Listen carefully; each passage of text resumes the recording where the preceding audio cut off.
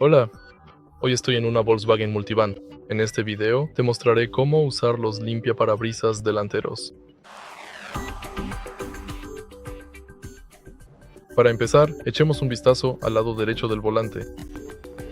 Justo aquí tenemos esta palanca, simplemente empújala hacia arriba para usar los limpiaparabrisas delanteros en modo intermitente. Empuja esta palanca hacia arriba nuevamente para usarlos en modo lento y una vez más para usarlos en modo rápido.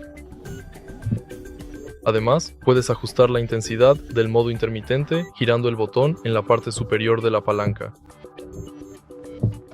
Y al final, puedes usar los limpiaparabrisas delanteros una vez tirando de la palanca hacia abajo. Y eso es todo. Si este video te ha resultado útil, por favor deja un like, comenta y suscríbete.